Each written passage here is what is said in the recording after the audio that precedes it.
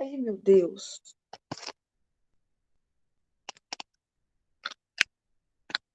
Esse celular. Meu Deus. Deus meu.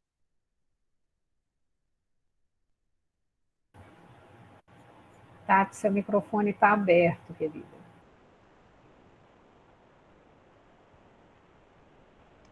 É porque meu celular saiu da tela, Jesus.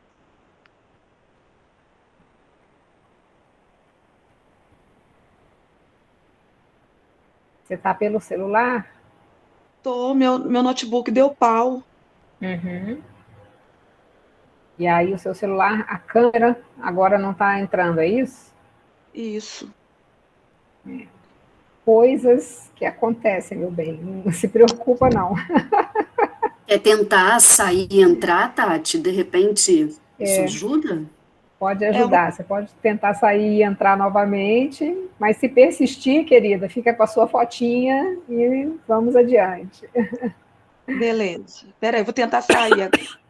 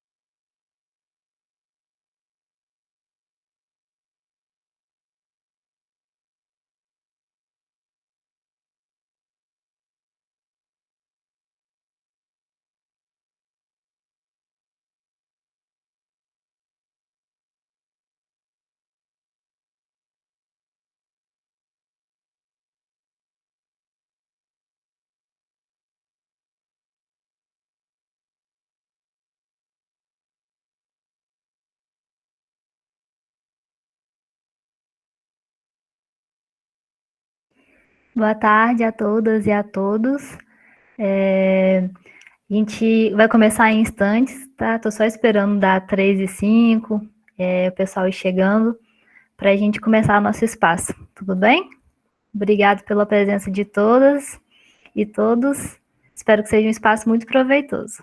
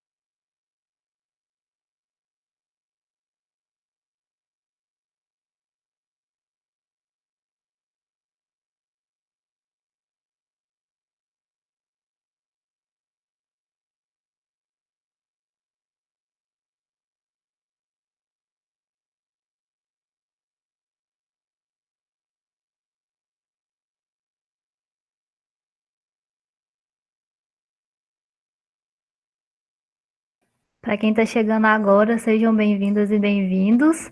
A gente vai começar em instantes, estamos só esperando mais gente chegar e já já começamos.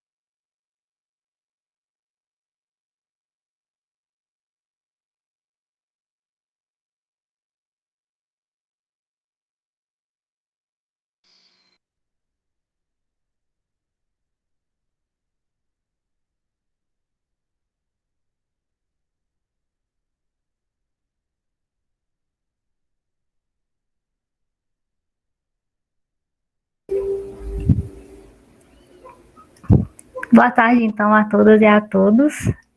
Gostaria de agradecer a honra de compartilhar esse momento com vocês. É muito gratificante, né, colher os frutos de um trabalho desenvolvido a tantas mãos, de uma forma tão cuidadosa e compromissada, nesse período que foi um período turbulento para todas e todos nós. Meu nome é Jade, atualmente eu estou monitora do Observatório de Saúde Coletiva, e eu sou acadêmica do último ano de medicina da UFSJ. Acho que hoje eu posso dizer que o meu itinerário nesse curso, ele se confunde um pouquinho com o meu percurso de lutas por uma universidade e um ensino públicos e de qualidade. Também por um conceito de saúde que ultrapassa o olhar biomédico e medicalizante, e, por fim, pela certeza no Sistema Único de Saúde como algo maior do que um projeto político de organização da assistência, mas sim como um projeto de defesa da vida e da democracia. Eu cito saúde e educação públicas porque eu enxergo nesses dois a possibilidade de respostas contundentes para a maioria dos desafios que possam surgir na nossa vida em sociedade, entre eles a pandemia de Covid-19. E é nesse sentido que o Observatório de Saúde Coletiva aparece para mim. Além de uma oportunidade de fechar esse ciclo, né, formativo e finalizar a minha missão com o município de São João del Rei e com a universidade que me formam, quando o Observatório de Saúde Coletiva reúne profissionais, alunos, voluntários de diferentes áreas e diferentes trajetórias, ele torna possível uma leitura mais estruturada dessa densidade de acontecimentos, de afetos e de ações que surgem para que a gente lide da maneira mais coerente possível com a pandemia de Covid-19. Então, dito isso, eu agradeço a presença de todas e todas, em especial do nosso intérprete de Libras, né, que amplia a acessibilidade desse espaço. E eu ressalto que durante a nossa atividade, o formulário de presença será enviado no chat e deve ser respondido apenas uma vez. Hoje, o nosso assunto são os desafios da educação permanente em saúde durante a pandemia, entendendo, né, que a educação em saúde é um processo constante e necessário no cotidiano do fazer em saúde. Dessa forma, a gente vai iniciar com uma fala de 10 minutos para cada convidada e, posteriormente, todos poderão complementar a sua fala no debate. Tudo bem? Então, eu convido as nossas convidadas. A nossa primeira fala será com a nossa querida Tatiana Maria da Silva, a Tati, que ela é graduada em Comunicação Social e Jornalismo pela Universidade Federal de São João del Rei, atualmente agente comunitária na Estratégia de Saúde da Família do São Geraldo. Ela é membro do Conselho Municipal de Saúde e também é estrela do documentário Olha Pra Mim, que a gente exibiu ontem durante a nossa programação. Já está disponível no YouTube, espero que todos e todas possam ter acesso. Tati, passo a fala para você, estou muito feliz que você possa estar aqui para partilhar esse momento com a gente. Eu que agradeço, né? Gostaria de cumprimentar todos, né, e todas, e agradecer o carinho que vocês têm com a nossa classe, né? Com nós que estamos de linha de frente do Covid, né, durante essa pandemia. Eu vou tentar falar, resumir um pouco dessa dificuldade, né, dos desafios que nós, como profissionais, temos para estar desenvolvendo essa parte de educação permanente, né, dentro da comunidade, e como a UFSJ se fez necessária nesse momento, né, através dos cursos, né, porque o protocolo, a saúde, os protocolos de saúde, eles modificam diariamente, né, o Covid é uma coisa nova, está sendo pesquisado ainda, né, então a gente precisa mesmo dessas informações que são passadas para a gente através dos cursos, né. Eu fiz uns tópicos para mim não exceder muito meu tempo, né.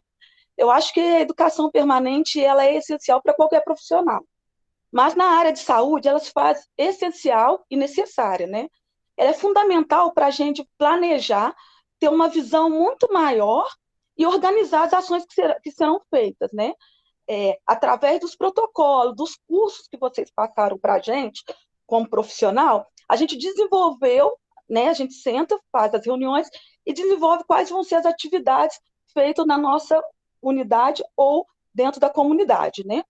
Eu acredito muito que a educação permanente ela é uma via de mão dupla, né?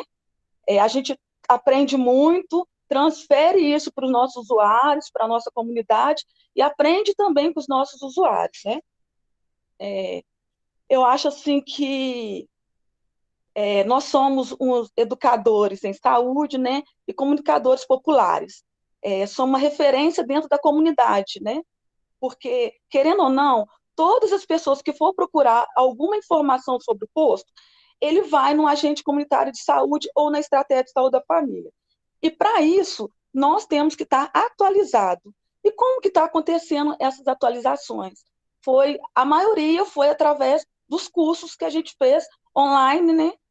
Apesar que eu vou falar um pouco mais para frente das dificuldades que nós tivemos como profissional para estar participando de todos os cursos, mas foi o que nos auxiliou nesse momento de pandemia.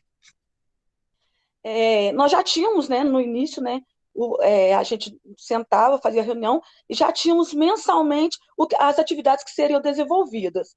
Aí chegou a pandemia, a gente teve que reorganizar totalmente esse serviço, né? Não foram poucos desafios, né, mas a gente ainda está, através da reorganização do serviço, tentando prestar de melhor forma assistência para essa comunidade. Aí vamos lá nos desafios, né, gente? Primeiro, a utilização da tecnologia, né? A interação digital, ela traz muito benefício, principalmente agora, durante a pandemia. Mas eu observei que tem muitos, né, profissionais que têm dificuldade, né, em manusear e em acessar essas plataformas digitais, né? Quando a gente tem os cursos, até lá no meu posto, eu ia um pouco mais cedo para estar colocando nos outros computadores, porque as salas são pequenas, não pode haver aglomeração. Então, tipo assim, computador que a gente tem lá no posto, são poucos computadores, então isso também dificultou para todo mundo estar participando no mesmo dia dos cursos, né, online. Agora eu vou falar dos desafios, né, gente? Eu acho assim, que um dos maiores desafios que nós tivemos, eu acho que quanto profissional, né, é essa parte do medo, né? Como profissional, o medo. Nós estamos assim, manter a saúde mental boa para a gente desenvolver, né, um bom serviço, desenvolver um bom trabalho para a comunidade, né? Ficou bem difícil a gente ter que manter essa saúde emocional, né? E foi através do curso, não, das psicólogas, né, que estavam atendendo online, principalmente os profissionais, né, da área de saúde, deram uma estrutura bem boa para a gente, né? Uma das coisas também que a gente está vendo muito lá no posto, que a pandemia trouxe, né, afetou bastante a saúde psicológica, né, tanto dos funcionários, né, quanto dos usuários, né? Então, estão muito impacientes, as pessoas hoje, infelizmente, estão muito impacientes. Nós, profissionais, na maioria das vezes, não que não acontecia antes, mas está acontecendo com mais frequência agora, né? Nós somos agredidos verbalmente, porque a pessoa já está passando por várias dificuldades. Muitos perderam o serviço, então eles já chegam no posto com uma tensão muito grande. Então já chegam e querem, né, descarregar em alguém. Infelizmente, nós estamos lá e precisamos dar esse apoio a esses usuários nesse momento, né? Mas está acontecendo muito frequentemente de ter desacato a funcionário, né? Na área de saúde e principalmente agressão verbal. O adoecimento, né? O afastamento também dos funcionários, né? Muitos funcionários perdeu, não, tá. Muitos funcionários afastaram, né? E com isso, os funcionários que estão ativos, eles ficaram para ajudar. Então, querendo ou não, ficou sobrecarregado. Então, muitas das vezes, quando acontecia o curso, né, online, aí algumas pessoas não pôde participar porque estavam fazendo outras atividades, né? Isso dificultou um pouco também para a gente. Eu quero falar um pouco dessa responsabilidade compartilhada, né? Que eu acho que é uma das maiores dificuldades que a gente está tendo, da população entender o necessário que é agora eles estar fazendo certo o que eles precisam fazer. O uso da máscara, a higienização das mãos, né? O isolamento social. Por quê? Nós estamos vendo que aumentou muito o caso de positivo de Covid, né? E com isso também aumentam várias outras coisas, vários outros problemas, né? E nós, como funcionário, né, como prestadores de serviço do SUS, que queremos garantir um, queremos garantir um serviço de qualidade, né, para ele, estão vendo que a população de contrapartida não estão fazendo a parte deles. Eu acho que isso é muito necessário, que cada um tenha consciência que não é porque, às vezes, ele pegou a doença e teve uma gripezinha, né, igual eles falam, que não teve uma evolução muito grande, que as outras pessoas que têm contato com ele não vão ter os mesmos sintomas, né? Porque o que acontece? Nós estamos dentro da comunidade, nós precisamos passar essa conscientização para a população, mas eles, de contrapartida, parece que estão fazendo tudo ao contrário, e, de certa forma, isso está sobrecarregando, né? Sobrecarregando o serviço. Eu gostaria de fazer também uma reflexão, né? Que a gente tem que tirar algumas coisas boas também, né, de tudo isso que a pandemia trouxe para a gente, né? Apesar da gente ter que se reorganizar, começar a fazer o serviço de uma forma diferente, né? Começar a prestar o serviço prevenção, fazer essas prevenções mais rigorosa, né? Então, eu gostaria de falar que, assim, ele trouxe para a gente que a gente pode desenvolver o nosso serviço de diversa forma, como está sendo feito, né? Trouxe para a gente também a importância de valorização do profissional de campo, do profissional de base, do profissional que está dentro da comunidade, do profissional que conhece a realidade de todos os pacientes, de todas as famílias, e como é importante o trabalho dele. Eu acho que isso trouxe para a gente refletir mesmo que como esses profissionais são tratados, como eu atendo ele na minha casa, né? Como essa valorização desse profissional, como o serviço dele é muito importante, não só na pandemia, né? Mas durante esse tempo todo, né? Porque a estratégia de saúde da família, ela tem esse tempo todo, porque ela dá certo, e tem os nossos parceiros, que são vocês da universidade, que têm os projetos de extensão e participam com a gente dentro da comunidade, vocês sabem o quanto isso vale, o quanto isso dá certo, e o quanto, lógico, que tem que melhorar algumas coisas, né? Mas o quanto isso é necessário, né? Eu gostaria, assim, de fazer um agradecimento, né? Agradecer à universidade, né, por estar sempre com a gente, não só com os profissionais, vocês foram essenciais para a gente nessa pandemia, através dos cursos, através do acompanhamento psicológico, né, pelo teleatendimento, né, através dos projetos de extensão, tanto com a gente dentro da nossa unidade, que vocês conhecem de perto a perto a nossa realidade, mas também dentro da nossa comunidade, que vocês vivenciam de perto, né, junto com a gente, da agente comunitário de saúde, as nossas dificuldades, tá? Eu acho que, assim, sem vocês, seria muito difícil, né, a gente estar prestando esse serviço, porque vocês conseguem passar para a gente muita informação também, né? Os nossos apoiadores, nós temos apoiadores também que facilitam para a gente muitas coisas, né? As comunidades, a igreja, que empresta para a gente os salões, que empresta para a gente as capelas, para a gente desenvolver as nossas atividades, né? Mas eu acho que, enfim, é o que eu queria falar.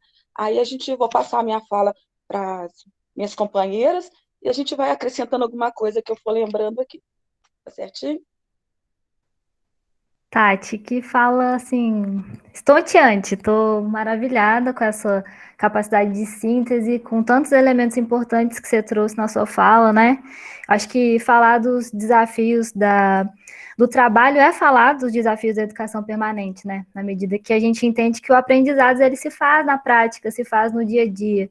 Então, assim, muito obrigada por mais uma participação incrível nos nossos espaços. Eu acho que na sua fala você traz uma coisa muito importante, que é essa importância da relação do ensino-serviço, né? Da universidade com a comunidade. Acho que isso fica muito evidente na sua fala e isso é realmente muito importante, esse suporte mútuo, né, que a gente faz como uma instituição de ensino, junto com a comunidade, junto com as estratégias de saúde da família. Você traz também essa questão da responsabilidade compartilhada, né, de como tem sido difícil trabalhar a educação na comunidade, né, ser comunicador nesse momento na comunidade, um momento de tantas novidades no saber, enfim. Você fala do medo também, dessa sobrecarga que está havendo na atenção primária, né, pelo afastamento de profissionais, da utilização de tecnologias, enfim, de muitos desafios que realmente perpassam aí a educação nesse momento, né, a educação em saúde nesse momento. Então, queria agradecer demais pela sua fala. Eu vou abrir agora a fala para a nossa querida Rosa, né, a Rosa, ela é nossa professora, muito admirada por todos nós.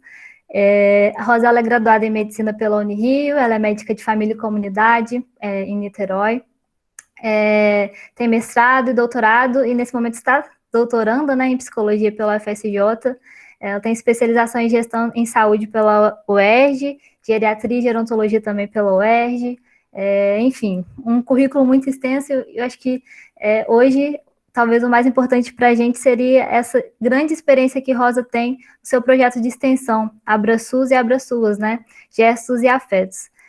Eu passo, então, a fala para a nossa professora Rosa e agradeço muito, estou muito feliz de contar com você nesse espaço.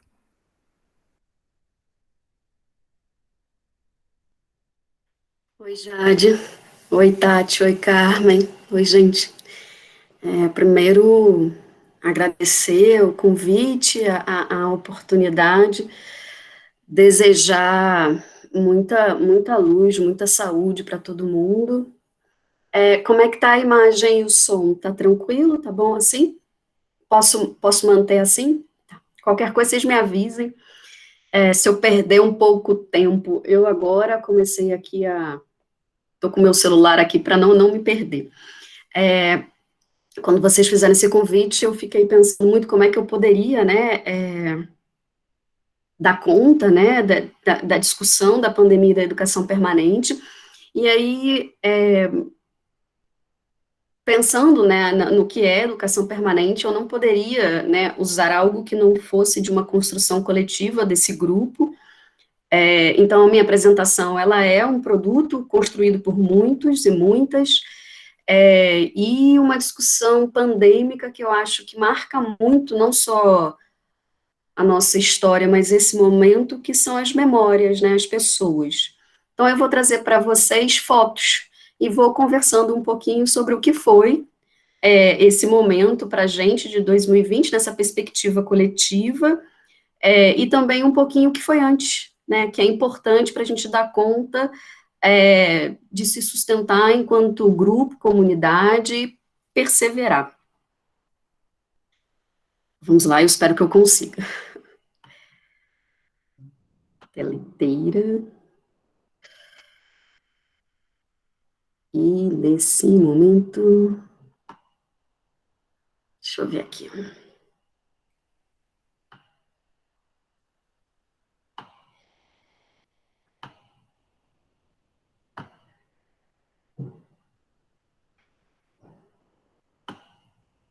Compartilhar.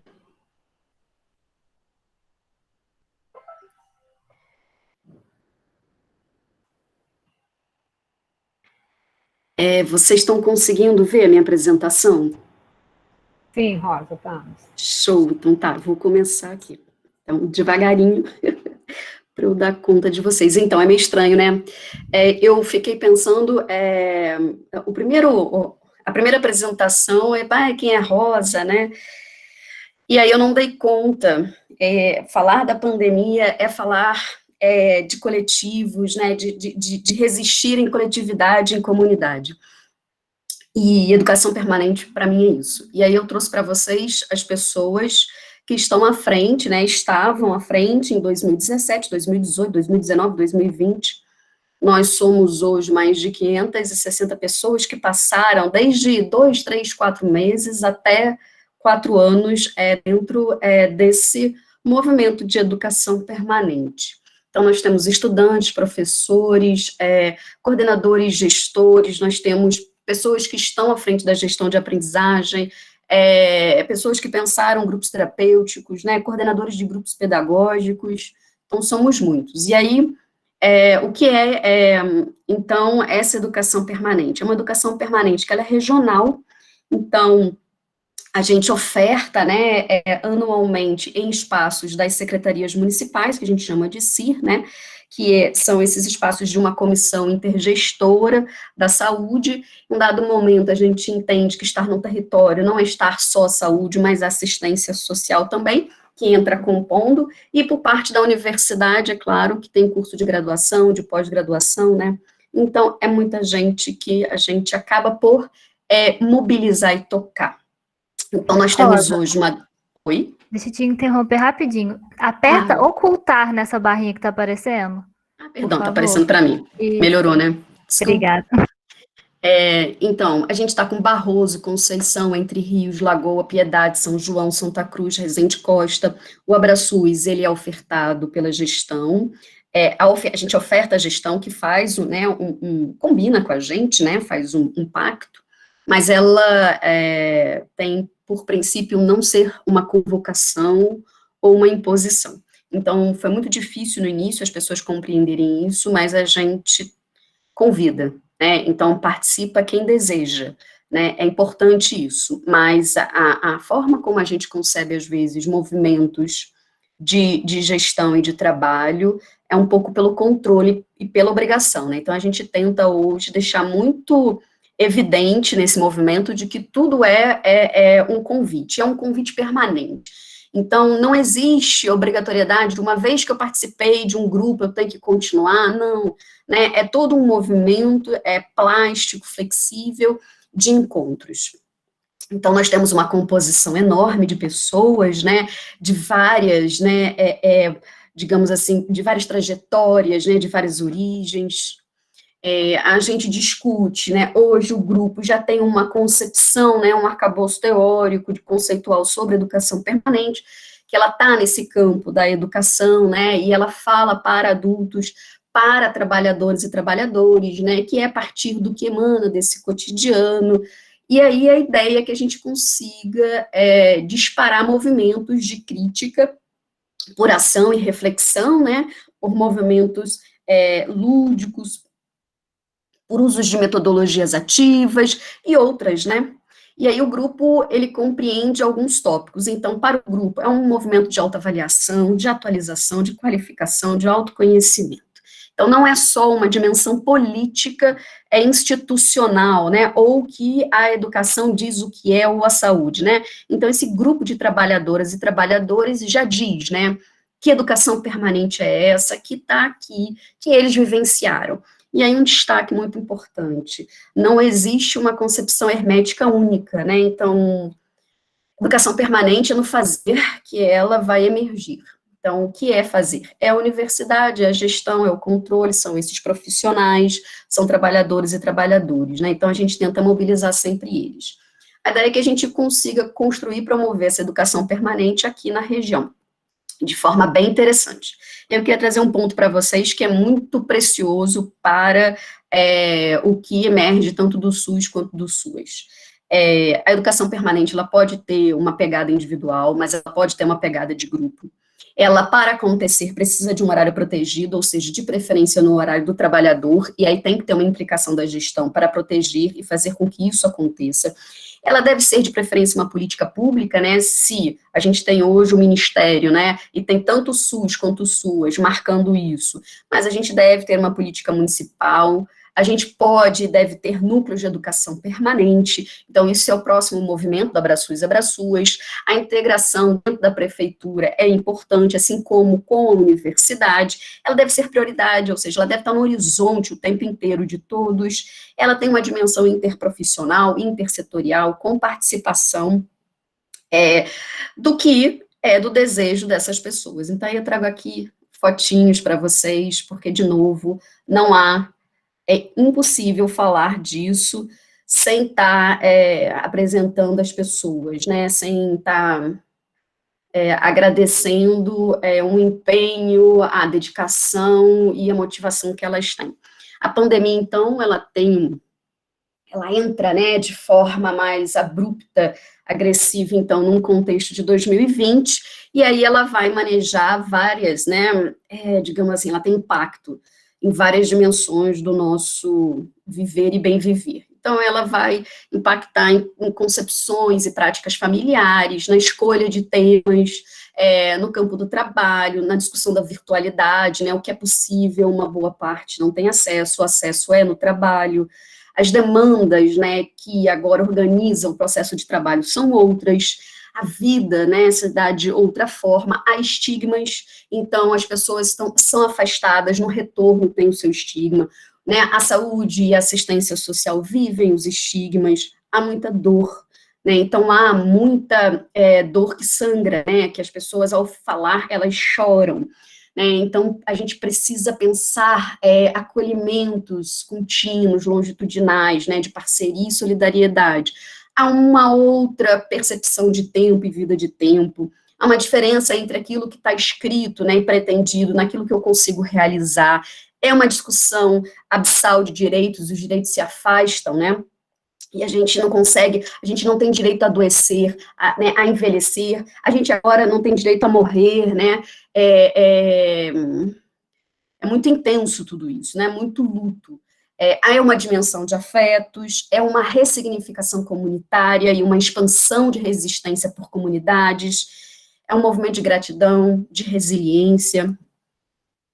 E aí, mais fotinhos para vocês, eu vou passar rápido para não estourar meu tempo, eu peço mil desculpas pelo tempo. Tentei o máximo possível trazer todos os grupos, somos mais de 44 grupos. No momento da pandemia, a gente vive grupos virtuais, que a gente chama de Cantinho do Coração, que é um grupo terapêutico, que acontece a cada 15 dias.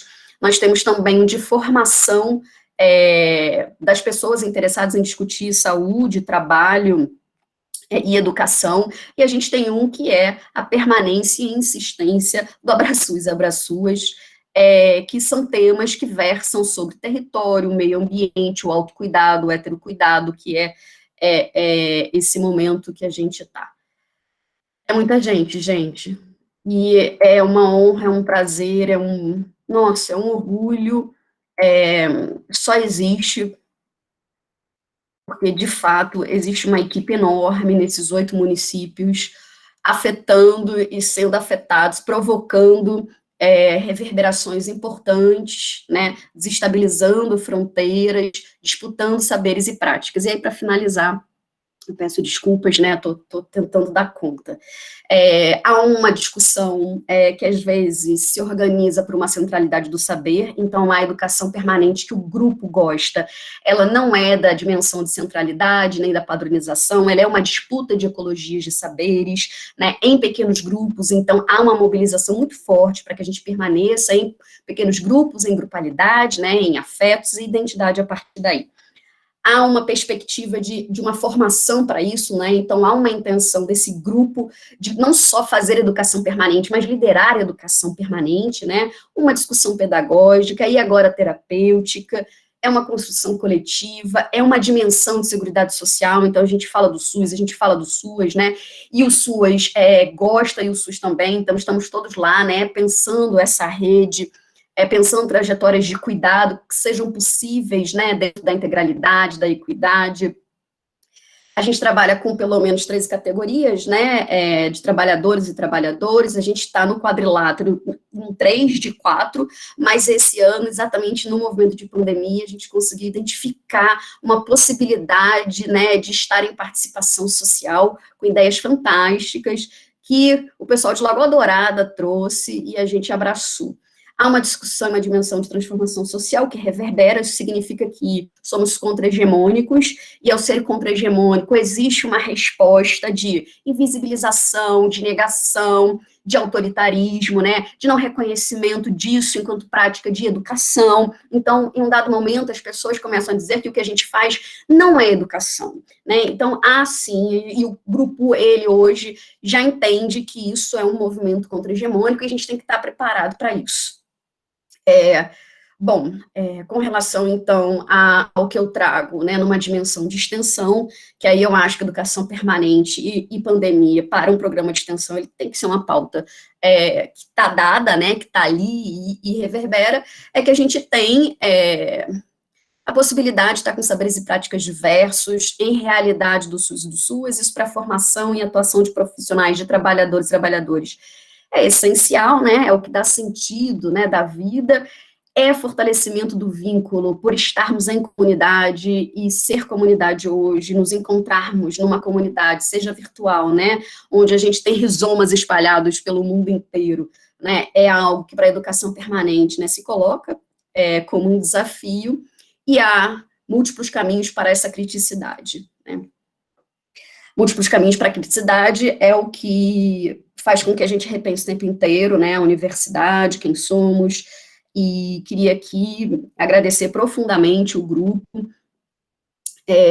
O meu agradecimento em especial vai para esse momento, é um momento, deixa eu ver se eu consigo parar a apresentação, é um momento muito difícil, onde a gente teve uma reorganização, afastamentos, perdas de pessoas, a luto, a dor. Então, o que eu aprendi é que é nessa comunidade que como nos organizamos, né, como vivemos, onde eu deixo de ser universidade, né, deixamos de ser SUS e SUAS para sermos desse território, uma comunidade que compreende o que é nosso e o que desejamos. E fui extremamente acolhida e aprendi que é pela amorosidade, pelos afetos, que a gente consegue se organizar no campo do trabalho e resistir ao sucateamento que sistematicamente, né, opera contra a gente. Daí, então, a minha gratidão a não só 2020, mas a 2019, a 2018, essas pessoas que construíram Abraçuas e Abraçuas, e um destaque especial para políticas públicas que fazem e possibilitam que isso exista, e aí a PNEPS, né, a Estratégia de Saúde da Família, a atenção primária, e aí eu estou falando de movimentos importantes que a gente teve no Brasil, que foi a época de Lula e Dilma, que possibilitou a gente, que a gente de fato tivesse algum espaço para a gente respirar e poder, então, construir sem ter que ficar blindado nas nossas fraturas, que historicamente o Brasil construiu exatamente para matar em genocídio e em epistemicídio. Gratidão a todos vocês. Muito obrigada, gente. a todas e todos. Desculpa a correria. Ai, Rosa, nem sei o que falar. É sempre tão bom te ouvir, eu poderia ficar te ouvindo por horas. Suas falas me emocionam muito, porque eu acho que você traz uma fala assim, de resistência pelo afeto, né? Eu acho que isso é tão importante hoje na nossa prática e nosso trabalho em saúde, né? Então, fiquei muito mexida. Eu acho que quando você traz memórias, pessoas e fotos, assim, você dá nome, você dá identidade, né? Aos trabalhos que vocês têm feito. E, assim, só me enche de orgulho e me faz, né, retomar minha fala inicial também de defesa da universidade pública, de defesa da educação pública.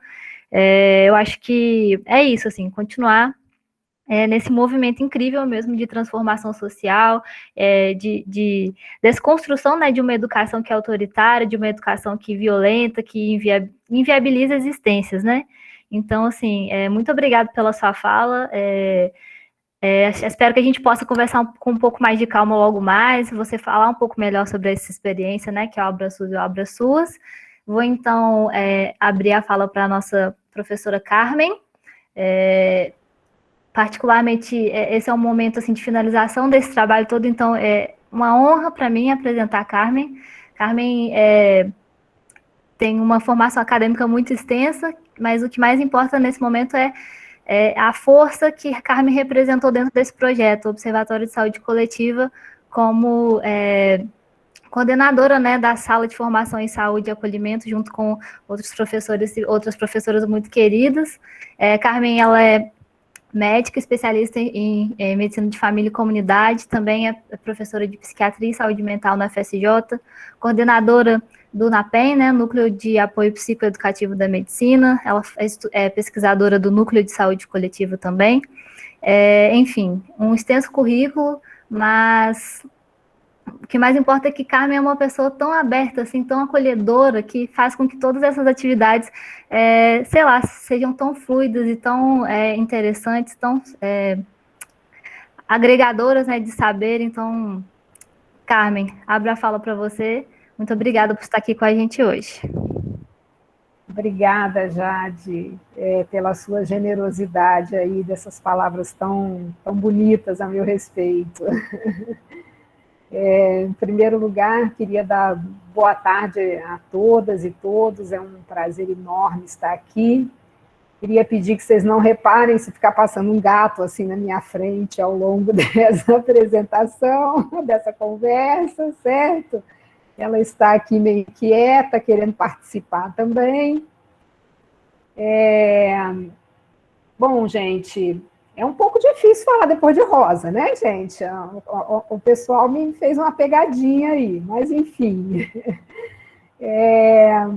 Eu preciso começar minha participação falando do prazer muito grande que é estar aqui, né? Porque esse é um seminário onde a gente está fechando um ciclo que foi muito rico e muito bonito, e que me mobilizou pessoalmente muito, né?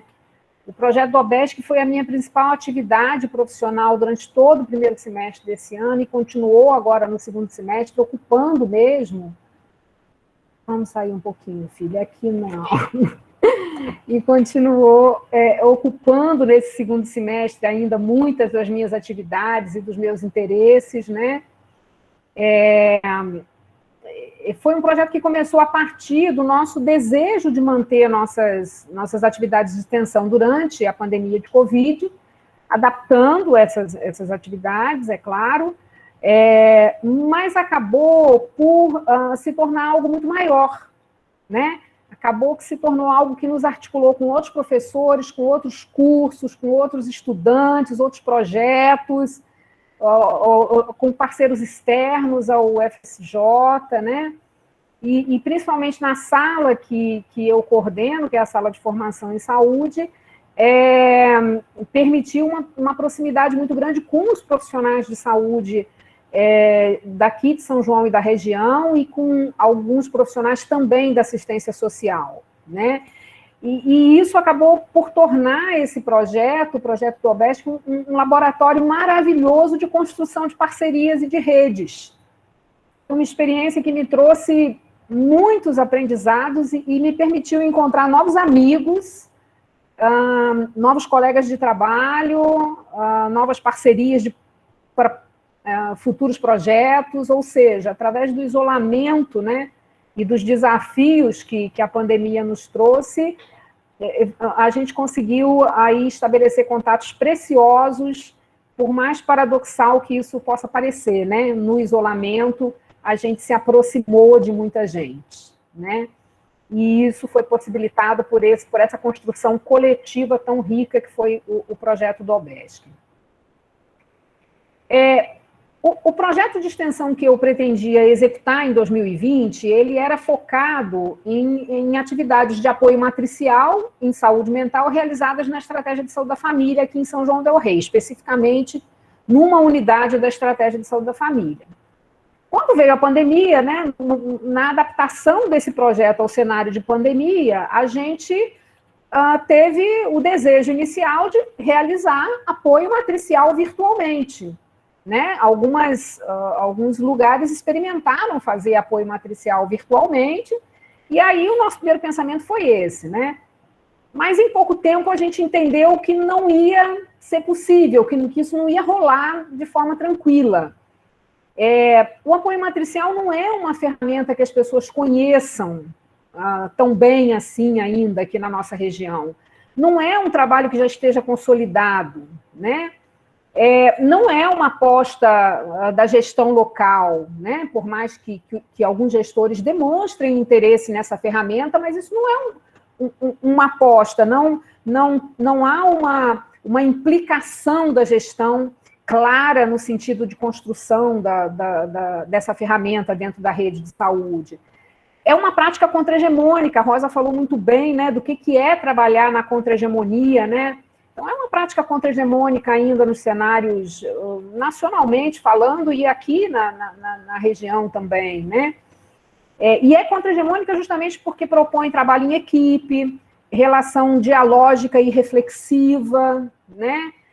Construção coletiva de saberes, diminuição das hierarquias e das relações de poder dentro dos serviços e das equipes, né?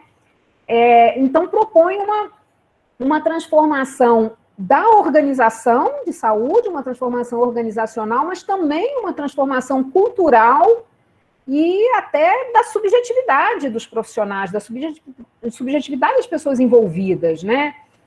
Então, se isso já é desafiador para a gente fazer presencialmente, vocês pensam virtualmente com todos nós arrancando os cabelos em função de uma doença nova e de tudo que ela trazia no seu bojo, né? Assim, então, a gente entendeu que era um desafio grande demais e aí colocamos nosso foco na ideia da gente poder trabalhar com educação permanente em saúde.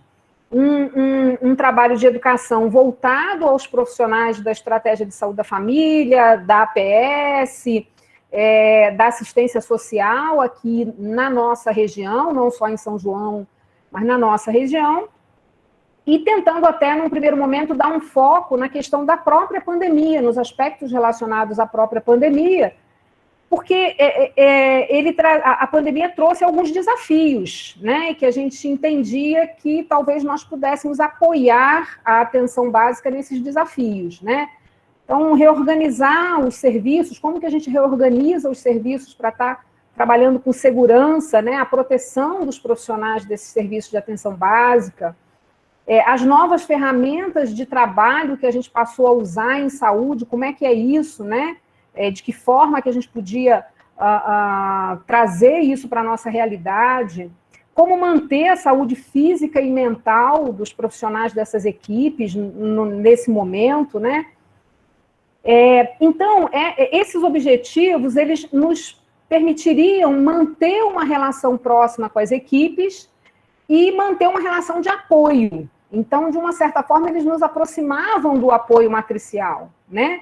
Embora não fosse digamos assim, um desenvolvimento clássico dessa ferramenta, né? A partir daí, a gente começou a se reunir semanalmente com as equipes de atenção básica, inicialmente com aquelas equipes com que a gente já tinha um contato anterior, seja porque a gente desenvolve nossas unidades curriculares nessas unidades de saúde da família, seja porque a gente tem projetos de extensão lá, mas depois de um tempo isso foi estendido a outras UBSs, às outras equipes, aos residentes de medicina de família e comunidade, que também mobilizaram suas equipes para participar, né? E a gente foi procurando trazer temas relacionados com o Covid e dialogando e abrindo espaços de conversa a partir daí. E quando a gente foi fazendo isso, a gente começou a ficar inquieto, se perguntando, mas isso é realmente educação permanente em saúde? Ou, afinal de contas, o que é educação permanente em saúde? É possível fazer educação permanente em saúde de forma remota? Né?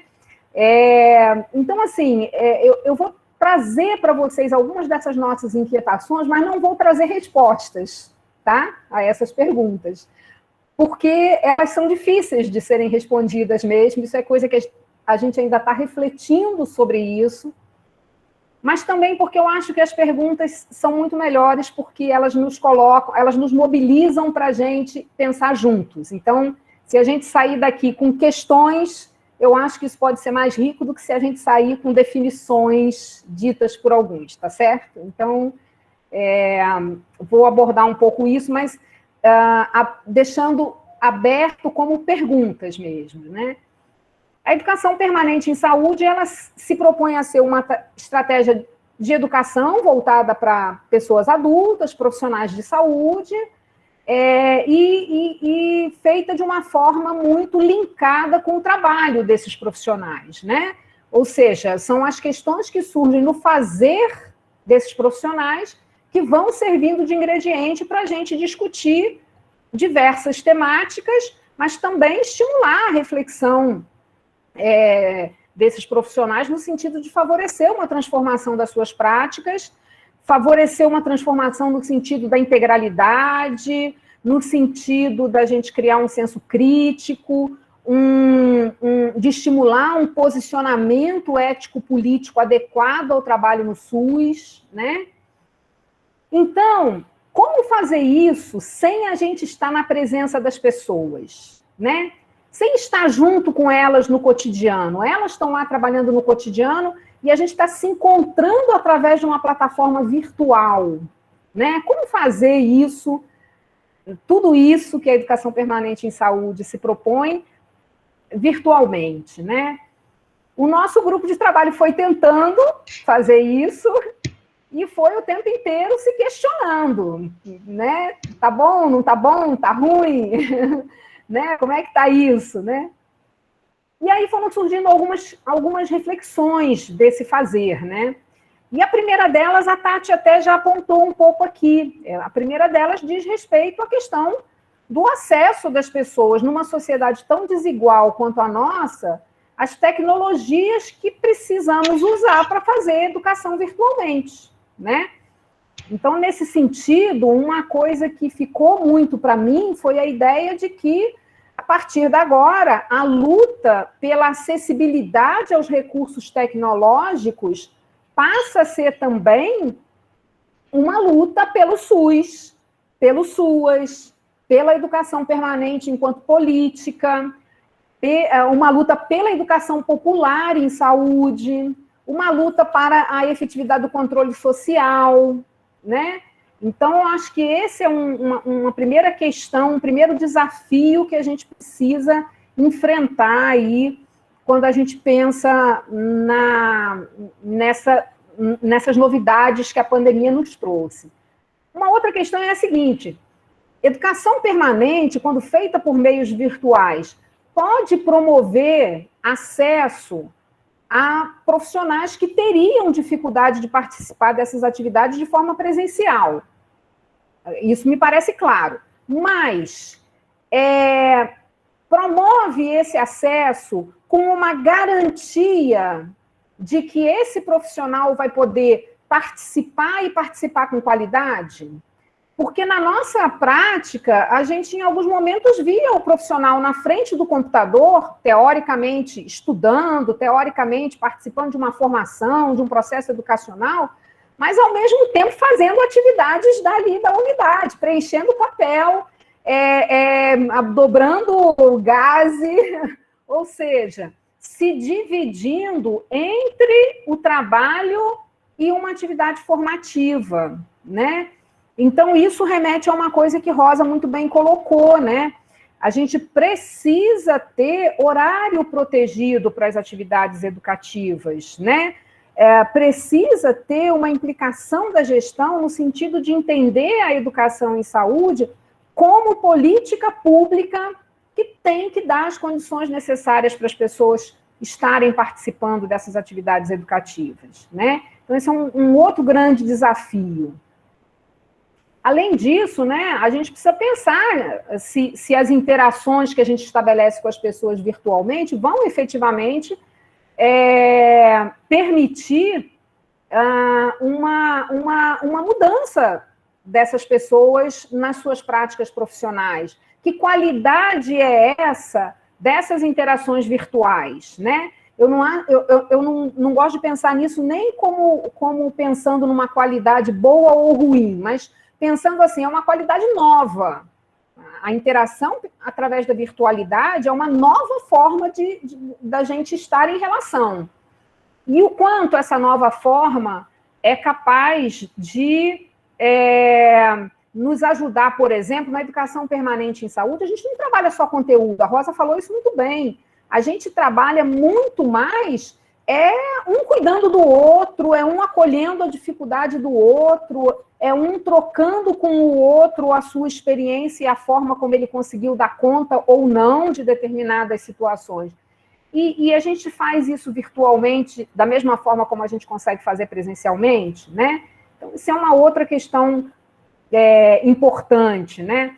Até as ferramentas que a gente tem para essas interações virtuais, elas têm limitações importantes. A gente não consegue ver todo mundo que está presente na videoconferência ao mesmo tempo.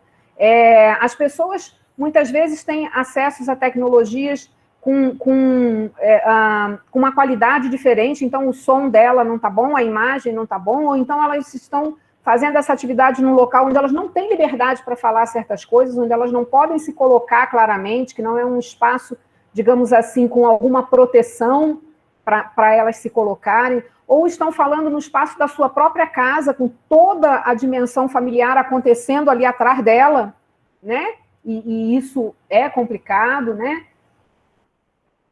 Então, todas essas são questões muito importantes, né? E, para além disso, né, as nossas próprias limitações, né? Como fazer metodologias ativas virtualmente se a gente não domina todos os meios tecnológicos, não domina todas as metodologias ativas, ou seja, né, é um desafio também de aprendizado para a gente que tem o desejo de estar participando dessas práticas, né? Então, gente, essas foram as muitas questões que apareceram para nós, que a gente não tem resposta, e que eu trouxe para partilhar com vocês para a gente ir dialogando, tá? Para mim foi uma experiência enorme, não só porque me gerou essas reflexões, mas porque me aproximou muito das pessoas da rede, e isso, para mim, eu tenho certeza, vai me favorecer para dar seguimento quando a gente puder estar junto de novo, né? Para a gente não só dar seguimento virtualmente, mas para quando a gente puder estar junto novamente. Então, é isso, assim, eu queria trazer essas questões para a gente ir pensando junto. Obrigada aí por esse espaço de fala e vamos dialogando. Carmen, muito obrigada, então, pela sua contribuição. Eu acho que você traz alguns disparadores, né? Para a gente começar o nosso debate, para a gente começar a refletir quais serão, né, os desafios mesmo da educação permanente nesse contexto de pandemia que parece que ainda vai durar por algum tempo, né? Você fala sobre como se dão, né, as trocas agora nesse espaço desse novo formato de interação, né, que é mediado pela virtualidade, como seriam, então, essa nova qualidade, né? Como que a gente mediria, né? Como essas novas trocas estão se dando. Você traz também essa questão do trabalho, né? Da importância de ter um momento reservado para as atividades formativas, enfim. Você traz também um conceito de um laboratório de redes, né, que é o que a gente fez durante toda essa pandemia, redes de apoio, redes de afeto, redes, enfim, de troca de saberes, né, muito bom te ouvir também. Agora, pessoal, então a gente está abrindo a fala, o microfone para todas e todos que quiserem conversar. Eu acho que a gente teve alguns questionamentos aqui no chat, eu vou retomá-los, e fiquem à vontade, assim, para se inscrever, para abrir os seus microfones. É uma roda de conversa mesmo, não queremos ficar num diálogo unilateral, não. Sintam-se à vontade, deixa eu só achar aqui. Primeira questão foi trazida aqui pela Sinira Magali Fortuna. Ela parabeniza, né, pelas experiências e reflexões, e ela propõe, se possível, que vocês comentassem, a despeito desse nosso posicionamento de defesa do SUS, ela fala que existem muitas ações de EPs que não conseguem problematizar, por exemplo, o desfinanciamento do SUS agudizado nesse governo. Então, ela pede um comentário sobre isso, né? Sobre a não possibilidade de falar desse, acho que é isso, né? Não conseguir problematizar esse movimento de desfinanciamento do SUS nas atividades de educação permanente. E aí, uma segunda pergunta também, feita pela Cássia, Rosa, como é que as gestões locais pactuam o horário protegido e o uso de tecnologias para realizar os encontros? Então, por enquanto, são as duas reflexões que surgiram aqui no site, ou no chat, perdão. Vou ver se surge alguma outra e eu encaminho para vocês poderem abrir a discussão, tá bom?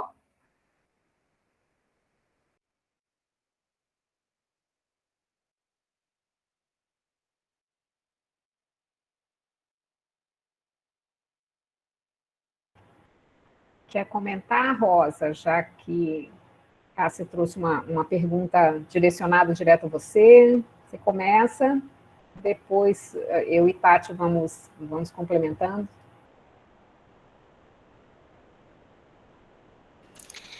Então, a questão o que Sinira traz do desfinanciamento do SUS, e aí eu vou acrescentar até o SUAS também, né, porque foi extremamente mobilizado na pandemia, e os locais, né, principalmente CRAs, secretarias e CREAs, né, não tiveram muita a rapidez, né, da discussão, não conseguiu chegar no apoio aos equipamentos e às pessoas, né, que trabalham no SUS e no SUAS. Então, houve um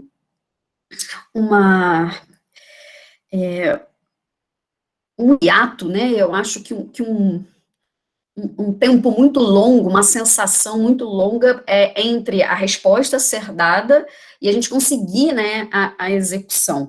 E no processo de educação permanente, a gente, vou falar pelo AbraSUS, a gente não trabalhava, a gente tinha uma ideia de 2020 com certos temas, mas que em absoluto, né, caíram por terra, né, não tinha mais sentido, e aí o próprio grupo coletivamente reorganiza os seus temas.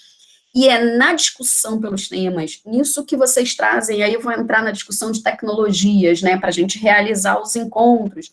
A gente passou os meses de março, abril e maio, pensando se a gente iria manter a educação permanente daquele jeito, porque a gente tinha perdido, né, o horário protegido, eu telefonava e a gente conversava com os gestores e tinha uma dificuldade muito grande de manter aquele coletivo naqueles horários, então o tempo que a gente tinha não era mais possível, com a frequência não era mais possível, aqueles temas não eram mais desejados, então o processo começou a ser por mês, né, então em cada mês a gente se juntava e pensava o mês seguinte, e aí é claro que o financiamento vem, mas assim, vem de várias formas, né, vem desde a escolha de um tema, de uma atividade pedagógica, há uma discussão no Cantinho do Coração, né, que é um grupo terapêutico, não tem como, né? Porque quando você faz educação permanente alicerçada no cotidiano e no campo do trabalho, puf, isso vem, né? Vem e vem emana de várias formas, é muito diverso. Então, ele está posto. Eu desconheço programa de educação permanente onde isso não tenha aparecido. Pode ser que não seja, de repente, um foco evidente, mas que está ali, e as pessoas, né, quando tem a possibilidade, né, de ter voz, a educação permanente tem que ter essa voz, né, elas trazem. Então, assim, até pela pedagogia da pergunta, né, que Carmen traz, quer dizer, eu não preciso trazer resposta, né, é só eu jogar no grupo a questão e o grupo entra em ressonância, impressionante isso. E é uma dor que mobiliza tanto, que ela tem uma dimensão coletiva, né, ela percorre memórias das pessoas, da vida do trabalho individual, porque a questão do financiamento, ela impactou muita gente, né, de várias formas, né, orçamentárias, né, financeiramente, enfim, muito intenso. A gestão local e o horário protegido é uma questão, e é a questão, em dado momento, eu entendi, né, o grupo, porque eu sou uma pessoa que às vezes entra em negação, o grupo entendeu que, olha, a galera não vai conseguir, não vai acompanhar, vai ter muita gente que vai ficar de fora, porque não tem acesso, ou porque o sofrimento psíquico está intenso, ou porque não é mais um desejo, não é isso que quer, porque a gestão não vai permitir aquele horário. E aí eu falei, não, tudo bem, então o que a gente vai fazer? Vamos interromper o AbraSUS, né? Então a gente interrompe e espera, né, o fim da pandemia. Não, não é possível. O grupo falou assim, não. Sabe por que não? Podem ter 5 pessoas só. Vocês imaginem, de 40 e tantos grupos, de repente é um só com 5 pessoas, né? Acabou que no final eram mais 50 pessoas circulando em 2020. Mas por quê? É um espaço político. A educação permanente, uma vez que é feita, a gente não pode arredar pé. Fica e se mantém firme e forte, apesar de tudo, de todos, para a gente conseguir sustentar.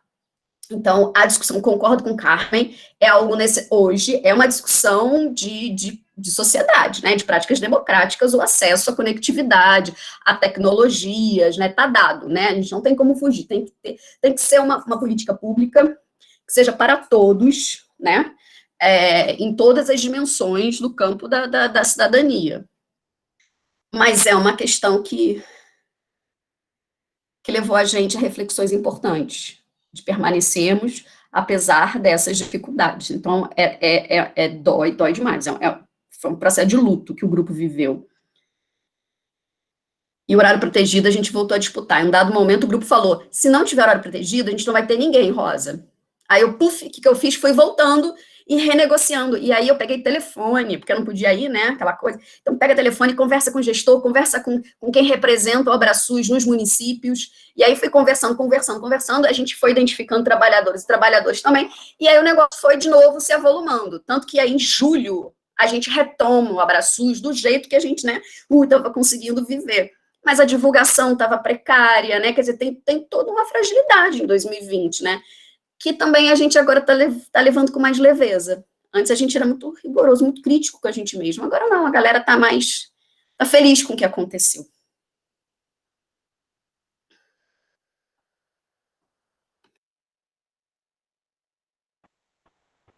Tati, quer comentar, Tati, as perguntas?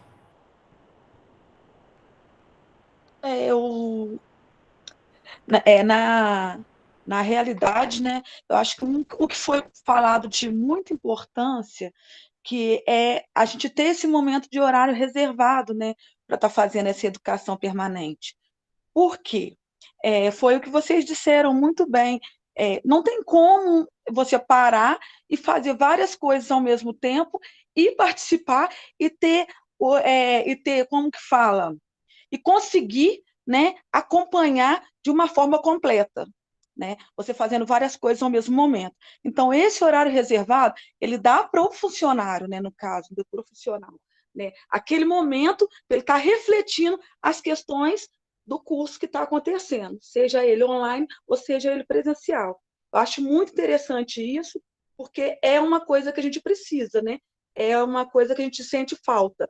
Eu falo que quando a gente está em reunião, lá dentro do posto, é reunião, entendeu? Porque se cada hora uma pessoa chamar, e eles foram lá te chamar, você perde o que você ia falar, você perde o raciocínio das coisas que estão acontecendo, do que precisa melhorar, do que você ia colocar, né, para a gente sentar e conversar e melhorar, né? Eu acho que do curso é a mesma coisa, entendeu? Se toda hora que você está assistindo, que você está ali, e toda hora te chama, né? Aí você vai lá fora, você volta, você perdeu alguma coisa.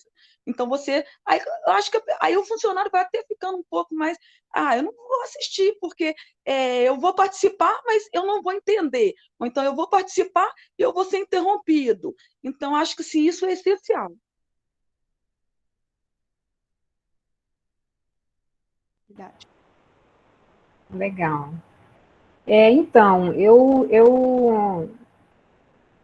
eu penso assim, né? Eu concordo com a Rosa quando a Rosa fala que a questão do desfinanciamento do SUS aparece sempre, né? Aparece sempre porque quando a gente começa a discutir num processo de educação permanente em saúde, com as equipes, com as pessoas que estão no serviço, ainda que a gente esteja discutindo até um problema clínico, digamos assim, né? Estamos discutindo como que a gente vai controlar melhor aqueles hipertensos cuja doença não está bem controlada, que estratégias nós vamos usar, como é que nós vamos fazer. Mesmo nesses momentos, a gente adentra sempre ao campo político. Não tem jeito, né? Então, se nós queremos melhorar o nosso hipertenso, a gente tem que fazer grupo de hipertenso. Beleza, tem que fazer grupo de hipertenso. Mas aonde nós vamos fazer? Não tem espaço para fazer. Mas em que horário que a gente vai fazer se eu tenho tal atividade, fulano tem tal atividade, Beltrano tem tal atividade? Então, a gente tem que... Sempre que a gente vai puxar esses debates, a gente vai acabar adentrando a um campo político que é pensar o que nos ajuda, o que nos facilita em fazer o nosso trabalho da melhor maneira possível e obter os melhores resultados e o que aparece de dificultadores disso. E, muito frequentemente, a questão do financiamento vai ser um desses dificultadores e isso vai ser conversado. No entanto, a gente precisa lembrar que nem sempre o tema do financiamento é para as equipes o que mais mobiliza eles a cada momento. Então, muitas vezes, quando a gente está na conversa com as equipes, o que eles trazem e o que está mobilizando eles são uma série de outras questões que, às vezes, são questões que precisam de uma resposta até mais imediata de como é que nós vamos fazer isso aqui diante da realidade do trabalho. E o tema do financiamento ele vai ser, então, algo que vai ser discutido, que vai perpassar esse debate, mas que as pessoas vão levar consigo, né? Então, por mais importante que esse tema seja, para muitos de nós que estamos no campo da saúde coletiva, que estudamos a questão da gestão pública, da saúde, né? Na ação direta com os trabalhadores, ele não precisa ser delongadamente discutido nos seus aspectos técnicos, teóricos, nas suas minúcias. Mas ele precisa estar sempre presente como algo que a gente vai levar para a gente refletir. Então se está difícil, sim, para eu ter a máscara para eu usar no meu trabalho com a ACS quando eu vou para o campo, isso passa pelo financiamento do SUS, passa pelo governo federal, que tem um determinado posicionamento, uma determinada postura, passa por uma emenda constitucional 95 que limitou os nossos gastos com educação e com saúde, ou seja, isso tem que estar, digamos assim, tem que estar presente na reflexão, mas não precisa ser o debate principal, né, em muitos momentos, porque o debate na educação e saúde, ele é o debate trazido pela necessidade do profissional que está ali no seu cotidiano e que, como Rosa falou, né, que vai pautar o tema. O tema vem do que está sendo necessário para mim nesse momento do meu trabalho, né? Com relação à questão do horário protegido e do uso das tecnologias, eu penso assim, nós, na nossa sala, nós vimos essas questões de uma forma que variou. Quando a gente começou a fazer as atividades de educação em saúde, a gente tinha uma participação que era muito irregular. Algumas equipes vinham, participavam, outras não participavam, ou assistiam uma vez e não voltava na semana seguinte. E a gente ficava se perguntando por que isso acontece, né? Então, a gente tentava mobilizar as próprias equipes, as próprias pessoas, os enfermeiros, os gerentes das unidades de saúde, mas a gente não tinha ali um envolvimento da Secretaria de Saúde, dos gestores municipais de saúde, né? Embora a gente procurasse levar essa pauta lá nos espaços que a gente tinha, porque a gente tinha a professora Tatiana participando do comitê de Covid aqui de São João del Rei e levando essa pauta de que estão havendo capacitações, de que isso pode ajudar as equipes e tudo mais, mas ainda assim a gente não via um reflexo direto disso. No entanto, houve um momento em que começou a ser necessário debater com as equipes de atenção básica o protocolo de atenção básica que estava sendo criado. E aí, nesse momento, o gestor, então, identificou que nós podíamos ajudar nisso. E aí começou a estimular a participação das equipes, entendendo que isso ajudaria com que esse tema do trabalho na atenção primária em saúde pudesse atingir todas as equipes. Então, me parece que se a gente não consegue fazer um trabalho muito, assim, presente, muito mantido ali junto aos gestores, para eles também se envolverem no processo da educação permanente em saúde, acaba que eles só vão enxergar isso como uma coisa importante no momento do sufoco. Agora a gente precisa desse tema, então agora vamos estimular a participação em relação a esse tema. Então, eu acho que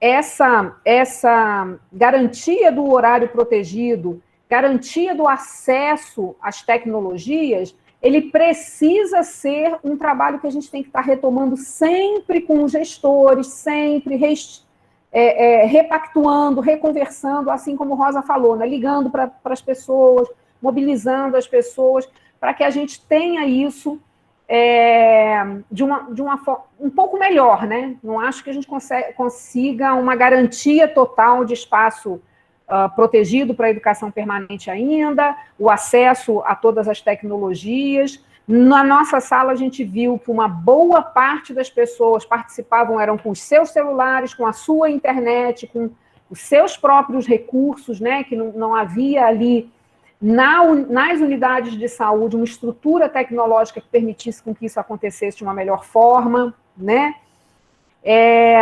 E acho que isso tem a ver muito com o que Rosa falou da educação permanente em saúde como um espaço político. Porque se é um espaço político, é também um espaço onde a gente vai fazer crítica à gestão. É também um espaço onde a gente vai tocar nas feridas do que não está acontecendo de maneira legal naquele local. Então, também incomoda, né? Por isso que eu acho que, às vezes, os gestores eles são ambíguos em relação ao desejo desses processos de educação permanente em saúde. Eles querem, por um lado, porque isso leva a informação, qualifica as equipes, ajuda em uma série de coisas. Mas, veja bem, também vai ser um espaço que vai gerar reflexão nas pessoas e as pessoas talvez digam assim, olha, não sei se eu quero votar nessa mesma prefeitura na próxima eleição. Né?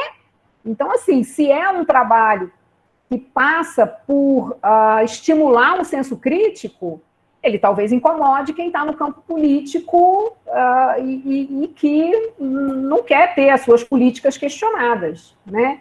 Então, eu acho que isso é um movimento aí, é uma dialética, né? É uma coisa que a gente tem que entender como um vai e vem mesmo, né?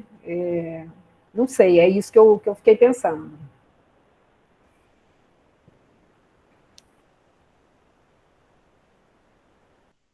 Obrigada, Carmen. Acho que vocês trazem alguns elementos importantes, né?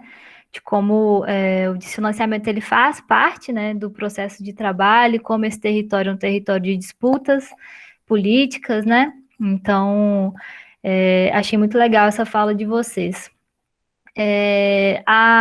Apareceu uma questão aqui no chat para Tati, né? Como ninguém se inscreveu, por enquanto vou passar para essa próxima questão. Da Ludmila Souza. Ela agradece as contribuições e pergunta, Tati, com as atribuições dos agentes comunitários de saúde, como você acha ser possível conciliar educação permanente à distância com todas as metas e exigências que temos que cumprir? É complicado, né? Mas o horário dá, sabe?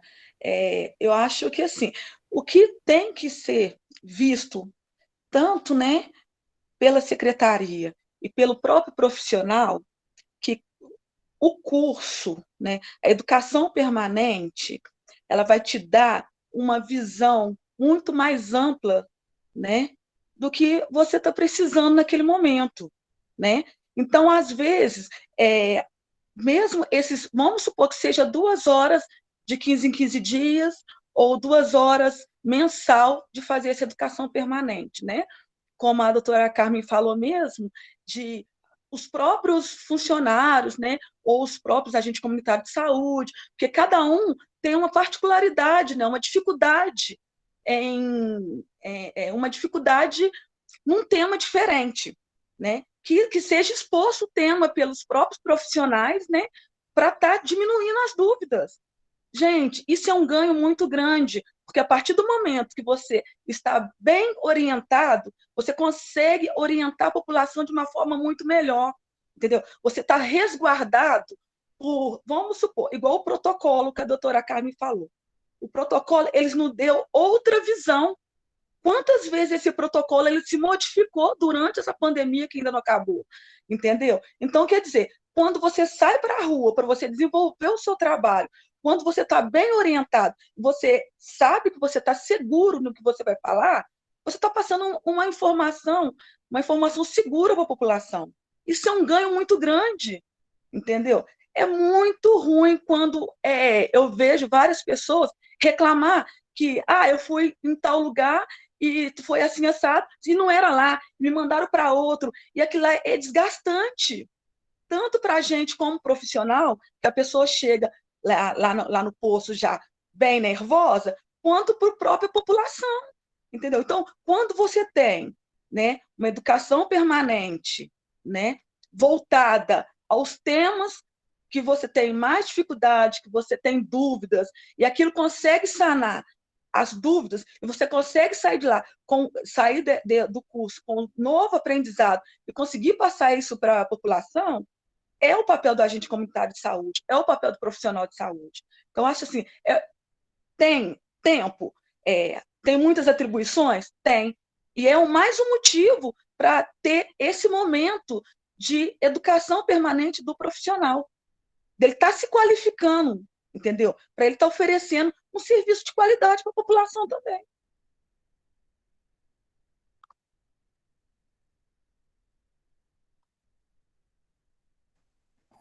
Tati, muito legal a sua fala, né? Quando você traz essa posição do agente comunitário de saúde como um reprodutor mesmo, né? De educação popular, um comunicador, enfim.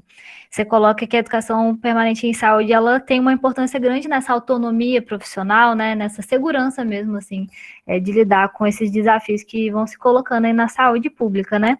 Muito legal a sua fala.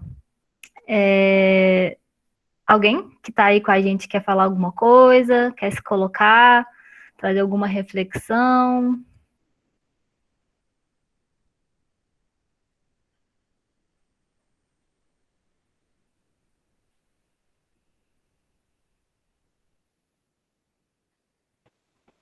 Vou falar muito rapidinho, Jade.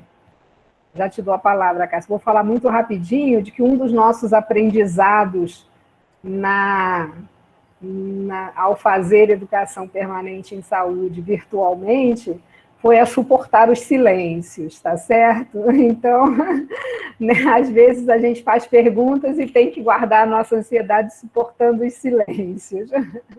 Diga, Cássia. Realmente, Carmen, foi uma aprendizagem enorme o silêncio. É um prazer estar escutando vocês e gostei muito de conhecer a Tati ontem e escutá-la hoje também.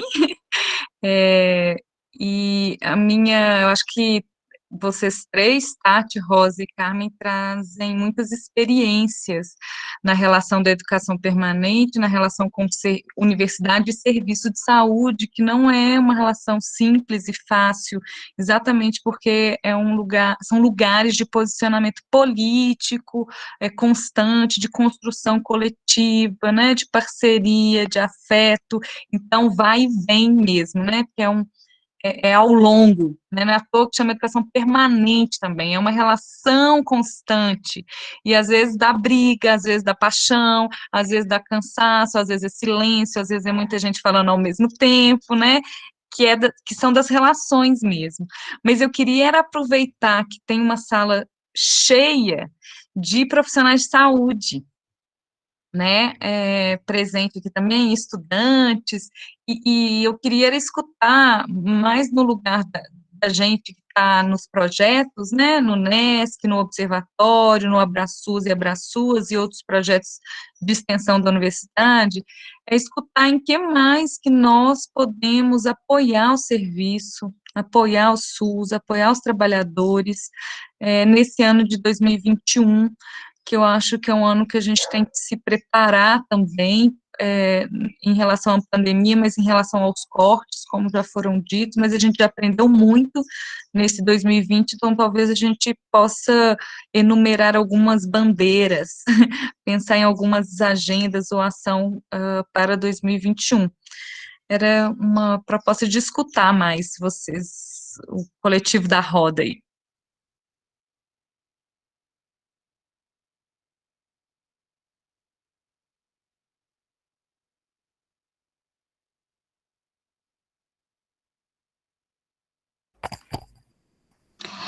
Olá, Cássia, boa tarde a todos. Aqui é a Gleice, tudo bem, né? Eu tô com um probleminha aqui na câmera, não tô conseguindo abrir, tô um pouquinho sem voz.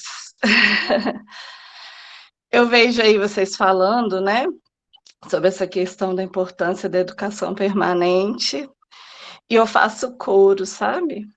E uma das questões que a gente passou, né, Rosa, no Abraçus, quando a gente estava ouvindo, né, os profissionais e tal, os problemas que a gente tinha para fazer o Abraçus e o Abraçuas funcionar, às vezes a gestão ela dá o horário protegido, né? Ela tenta estimular a participação, mas às vezes a gestão local ali não coaduna com a gente no sentido de fazer uma organização do trabalho para que todos possam participar naquele dia, sabe?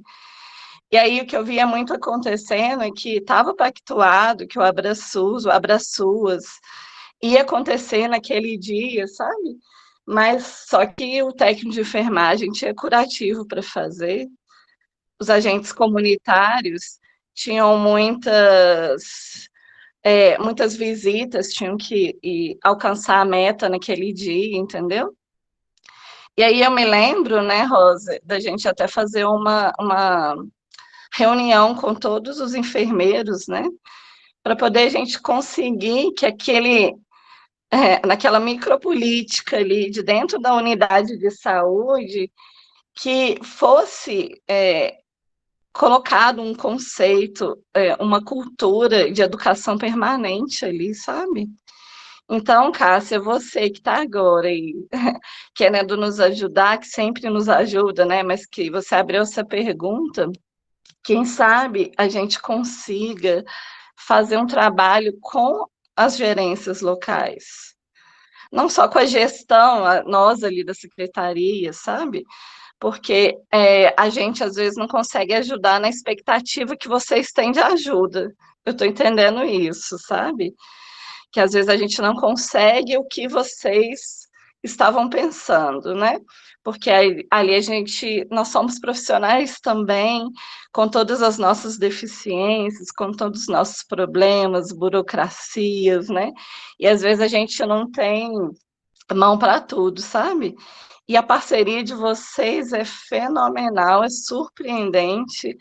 Na pandemia, assim, né? Igual vocês estão falando aí da ajuda nos protocolos, foi sensacional e nos ajudou ali até junto com o nosso gestor, né? Para ficarem mais bem vistos, assim, né? Porque às vezes a universidade, como coloca o dedo nas feridas, né? Às vezes não fica tão bem vista por alguns ou outros. E eu acho que vocês fizeram um trabalho tão importante, tão fenomenal nesse momento, que eu acho que tem um momento agora de abertura que a gente tem que aproveitar, entendeu? Né? Então, eu sugiro isso, ajudar a gente na capacitação das gerências das unidades de saúde, em todos os aspectos, sabe? Em, em gestão de pessoas, que eu estou lá e eu consigo também ajudar e apoiar, a gestão de materiais, gestão da educação permanente. Então, eu acho que isso seria muito importante para a gente nesse momento, para a gente entrar o 2021, sabe? Que eu acho que essa liderança local, ela precisa ser trabalhada também. Um beijo, gente, era isso. Eu tô lá à disposição, vocês sabem, né? Que eu tô lá sempre em postura de abertura para receber vocês, para tentar ajudar em tudo que eu puder. Sempre esteve e estará. Ótimo, Gleice.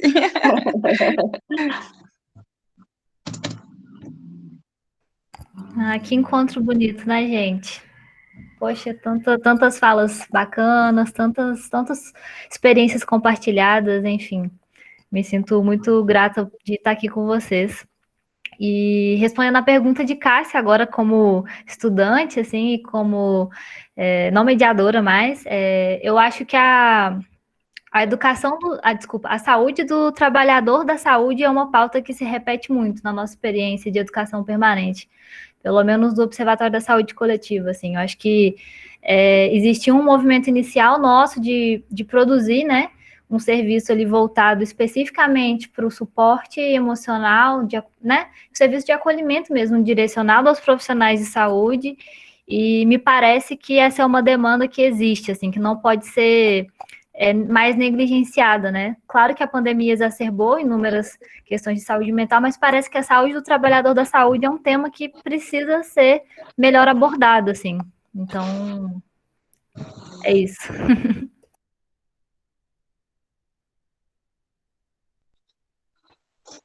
Queria só aproveitar para comentar aqui que a Miriam colocou aqui no chat, né? Se Miriam quiser falar, achei excelente, Miriam, essa sua colocação aqui, né? Da possibilidade de parceria na gestão das informações e na publicização, né? Ontem nós discutimos isso numa das mesas, né? Na roda de conversa de ontem, exatamente. Você não quer comentar um pouquinho pelo microfone, Miriam? Mas excelente sua colocação.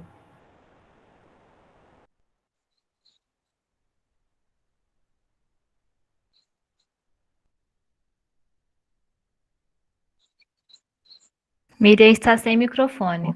Uma pena, Miriam, mas a gente agradece pela sua contribuição, né? Ela está colocando aqui, né? É bom deixar registrada essa possibilidade de parceria, né? Para gestão de informações. Eu acho que é bom registrar esse encontro, né? A gente tem dificuldades, né? E também tem muitas parcerias já consolidadas com a gestão, então abrir, né, esse espaço, esse meio, né? Essa nova forma de apoio, talvez seja através da comunicação, né?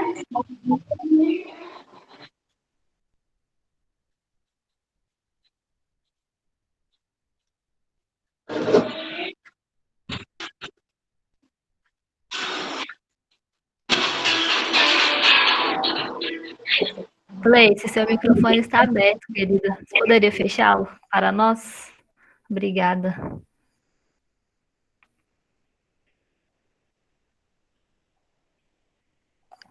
Então é isso, agradeço, viu, Miriam? A gente pode disponibilizar, né, o e-mail do Observatório de Saúde Coletiva e de outras iniciativas aí da universidade posteriormente, se você tiver interesse, tá bom? A gente realmente teve um trabalho de comunicação muito legal durante esses meses de pandemia, né? A gente conseguiu tornar pública muitas informações, muitas iniciativas que estavam acontecendo na cidade, dentro da universidade, né? Sobre, né, de enfrentamento mesmo à Covid, então acho que seria legal, né, essa parceria mesmo. Deixa eu te interromper só um segundo, querida. Eu tô com uma campainha tocando aqui, vou sair 2 minutos para olhar a campainha, tá bom? Então, se vocês seguirem aí com alguma fala da gente que está na mesa, começa pelos colegas, tá bom? Só um segundo.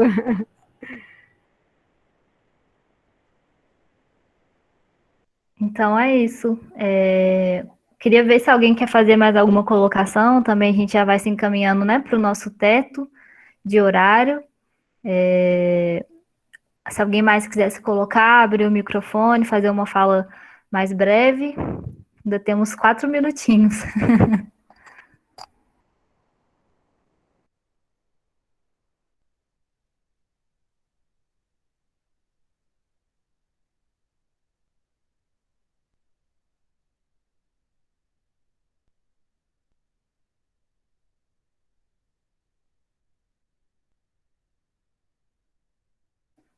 Cássia, coloque então aí no chat, né, e-mails que talvez possam ser úteis, Miriam, nessa comunicação, né? E eu vou então, já que ninguém se manifestou, pedir para as nossas convidadas irem construindo as suas falas finais, né? Desde já eu agradeço muito a todas e todos, aos nossos intérpretes, né, que fazem esse trabalho tão incrível de ampliar a acessibilidade das nossas discussões enquanto universidade, enquanto comunidade. Agradecer a todas e todos, né, por estarem acompanhando esses 3 dias de evento que refletem, né, um trabalho a várias mãos, feito com muito cuidado, com muito carinho, por mais de 8 meses, né? Então, já agradeço e gostaria, então, de abrir para as nossas convidadas para elas fazerem uma fala final. Tudo bem? Posso? Eu gostaria de agradecer, né? Espero ter contribuído, né? Com o tema e tudo, falando um pouco do nosso desafio, né? Falando sobre um pouco do que a nossa vivência, né? Desses quase 20 anos de estratégia de saúde da família e prestadora do SUS no município de São João del Rei, né? Eu tenho que mandar um abraço para minhas companheiras, gente, senão elas me matam. Eu tenho que mandar um abraço para todas as minhas companheiras, né, da Estratégia de Saúde da Família de São Geraldo, que mesmo através de todas as dificuldades, estamos aí desempenhando as nossas atividades da melhor forma possível, né? E vou mandar um abraço para todos os servidores que estão nessa linha de frente aí e que estão na batalha. Agradecer de coração a Jade, doutora Carmen, que está sempre conosco, né, na luta diária, né, sempre passando para a gente bons, né, bons cursos, nos auxiliando, né, a doutora Rosa, que, inexplicável, né, admiro ela demais, o Observatório, né, de Saúde Coletiva, são parceiros da gente, estão sempre presentes com os agentes comunitários de saúde, né? E a Bárbara, né, gente, que foi maravilhosamente linda. Achei que ela casou perfeitamente os temas. Fiquei muito emocionada com o documentário. Meu muito obrigado.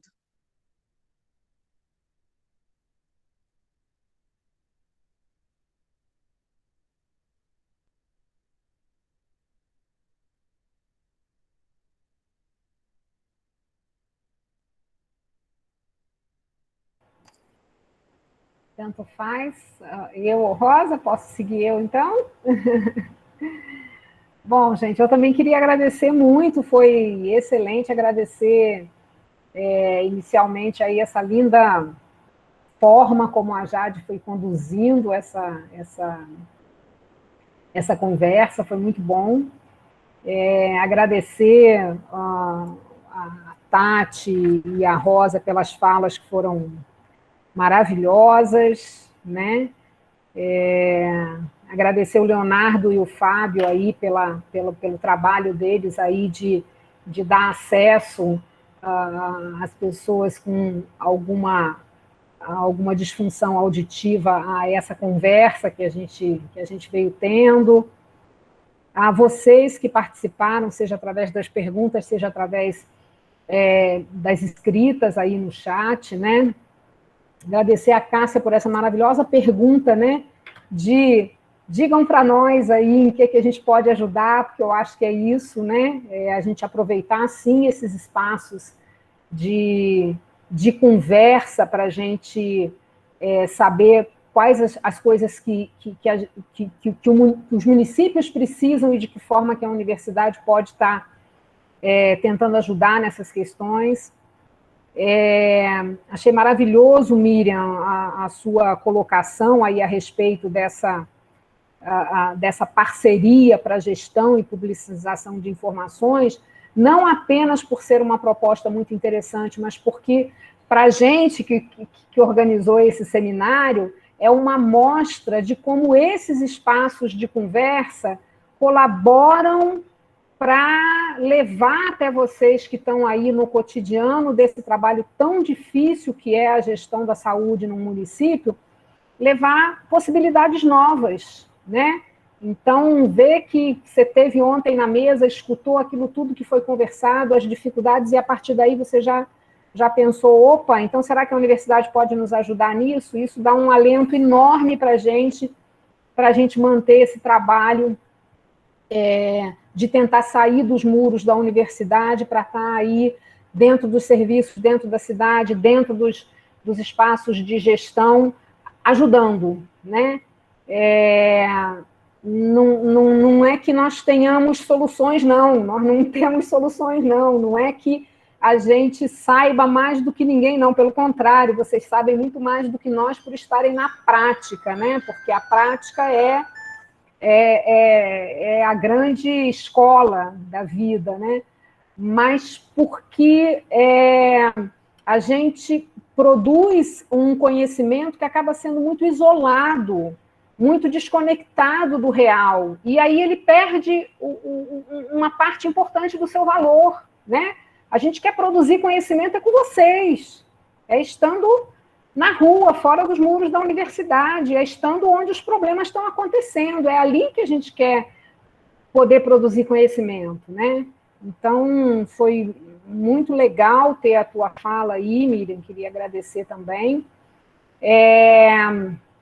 E queria só finalizar dizendo que a gente encerra aqui, nessa semana, as atividades mais diretas, mais voltadas para a extensão do OBESC, mas a gente não encerra o programa, tá, gente? A gente continua com o OBESC, a gente vai estar com uma série de propostas para os próximos 2 anos, então a gente vai continuar aí nessa parceria, vamos seguir junto, e eu acho que ainda tem muita coisa bacana para a gente construir aí juntos, tá bom? Muito obrigada.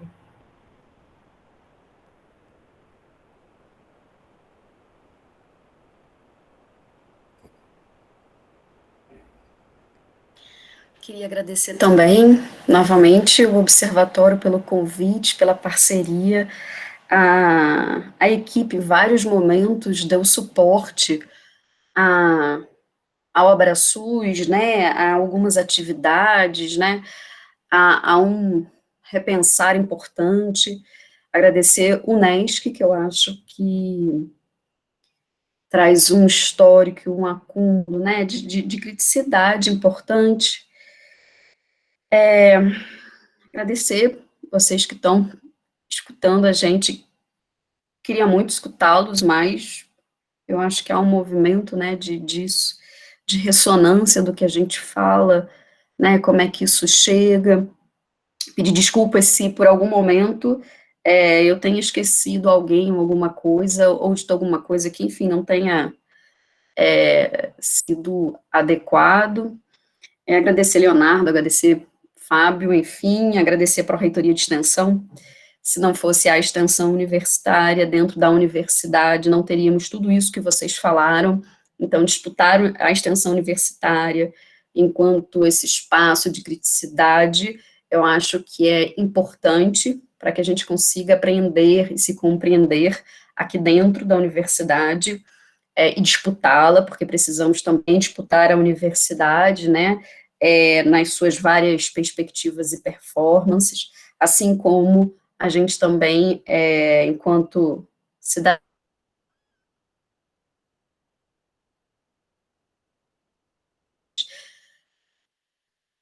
acho que a gente vai conseguir, e já está conseguindo, destruir muros que as universidades.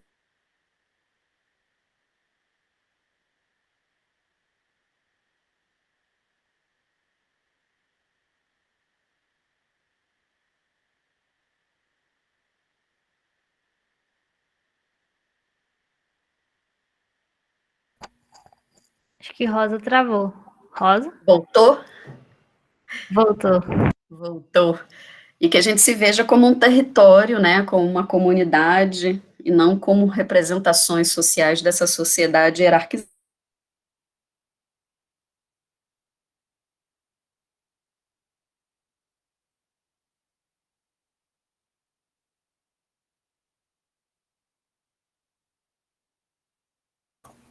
Ixi, Rosa saiu de novo do ar para mim. Para vocês também?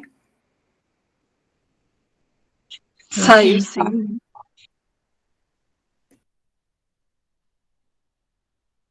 Voltou? Voltou, Rosa. Voltou, gente. Desculpa, eu acho que, enfim, só agradecer profundamente. Eu adoro a ideia de ser mineira, de ser são joanense, apesar, né, da panela de pressão, mas sempre que eu subo as escadas da secretaria, desde o início, né, da minha vinda para cá, quando eu estava grávida de Frederico ainda, e Frederico vai fazer 7 anos, Miriam sempre veio com um abraço enorme, sempre dá um abraço gostoso, de estalar todos os ossos. Gleice, enfim, que falar da minha amiga, né? Eu só tenho a agradecer. Agradecer a todos e todas, agradecer a estratégia de saúde da família daqui, da região. Concordo com Carmen, foram grandes pessoas que a gente teve a possibilidade de conhecer. É muito orgulho trabalhar com vocês, é muito orgulho ser médica, ser trabalhadora da saúde junto de vocês. Falar pelo SUS, com o SUS, para o SUAS daqui, para mim algo que me traz uma provocação e uma amorosidade que eu não teria, e eu sei que eu não teria se não fossem vocês. Então, é só gratidão que eu tenho. Concordo que projetos vêm e a gente acolhe os projetos. Queria agradecer em especial, então, aqui o povo lá de Lagoa, povo de Resende, povo de Piedade, povo de Conceição, povo de Santa Cruz, povo de São João, lá de Barroso, enfim, todos que estão, né, e de alguma forma estiveram e estarão. Galera, é um enorme prazer. Só amor que eu tenho. Amanhã a gente tem Cantinho do Coração, às 3 da tarde. A gente está divulgando nos grupos de WhatsApp do Abraços Abraçuas. Então, eu vou divulgar novamente, amanhã também, tem o link, é pelo Zoom. E na sexta-feira a gente tem encontro do Abraçus, de 9 às 10 também.